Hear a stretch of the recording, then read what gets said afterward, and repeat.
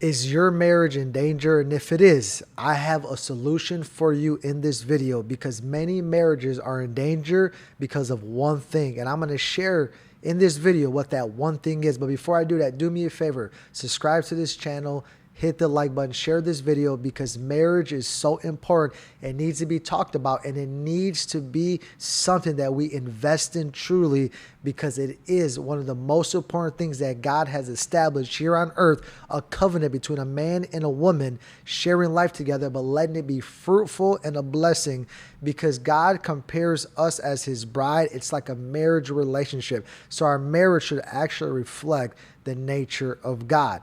But many marriages are suffering. Many marriages are going through so much strife.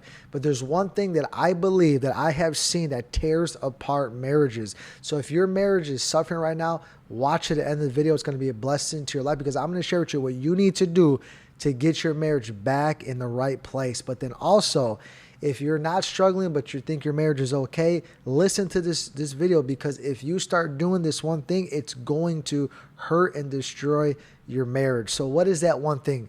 The one thing is something that we do every day. It's our words. It's what we say. It's how we talk to each other. It's how we communicate. But based on that, I want to share with you what scripture says to us about our words because many people could just say, hey, this is how I communicate. This is my personality. But there's something that the Bible tells us that we need to do and live out in our life when it comes to our words. So if you could do this one thing and if you could stop doing the other thing, you're going to have either a blessed marriage or a marriage that's in danger of falling apart. But let me share the first scripture and then stay to the end of the video because I'm going to share another scripture that is going to back up this scripture to give you a full understanding of what we need to do to make sure our marriages are strong because we know that marriage takes a lot of work. And I tell people all the time, marriage works when you work hard. And if you don't work hard, it don't work. So if you don't work hard in your marriage, it's not going to work. It takes hard work. But listen to this. In the book of Ephesians chapter 4, verse 29, it says this, don't use foul or abusive language. Let everything you say be good and helpful so that your words will be an encouragement to those who hear them. So what does the word of God say? It says, don't let no abusive or foul language come from your mouth. That means if you're saying things that are hurtful to your husband or you're saying things that are hurtful to your wife, you are destroying your marriage. God is saying right here, don't say none of that. Don't let any abusive or foul language come out of your mouth. But then he says this, but let everything you say be good and helpful so that your words will be an encouragement. So are you encouraging? Are your words being helpful? Are your words good? And I want you to think about your marriage. Are the words you speaking giving your marriage life or is it destroying your marriage and giving it death? Because our words have power to build up or tear down.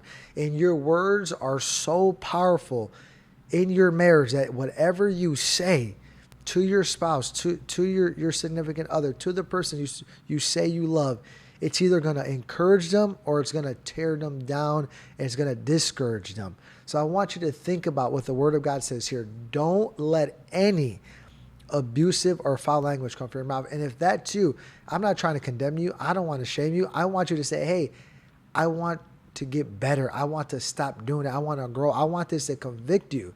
I want this to lead you to repentance. I want this to allow you to say, you know what, I'm going to invest in my marriage. And the one thing I'm going to do is I'm going to watch my mouth. I'm going to watch the words I say when I speak. And even if you mess up and a word comes out that is not helpful, that is not encouraging, that doesn't mean that you just give up and throw in the towel. That means that you say, you know what, I'm sorry. I apologize. Forgive me. I shouldn't have said that. And you keep on allowing the Holy Spirit to work in your life until he takes all foul language, until he takes all abusive language out of your vocabulary, so that your marriage could go to a new level.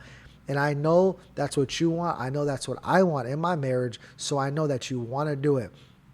But listen to this last scripture I'm going to share, because the Bible makes it clear that as Christians, we do this. We can't deny it. We can't fake it, because it says right here in the book of James, chapter 3, verse 10, it says, and so blessings and cursing come pouring out of the same mouth. So James is saying here, listen, as believers, we're blessing people. We're speaking encouragement. We're speaking life. And then cursing, abusive, foul language also comes out of our mouth. And then listen to what he says after this. Then he says, surely, my brothers and sisters, this is not right. So it backs up that we can't have blessings and cursings coming out of our mouth. As a follower of Jesus Christ, as a born-again believer, you can't allow yourself to say curses, foul language, abusive language, and then also have blessings coming out of the same mouth. James says that is not right, brothers and sisters. We should not be doing that. But I know that if this video blessed you and encouraged you and it made you think more about your marriage, if it made you say, man, I used those words I shouldn't use. You know what? God, forgive me. Help me, Lord.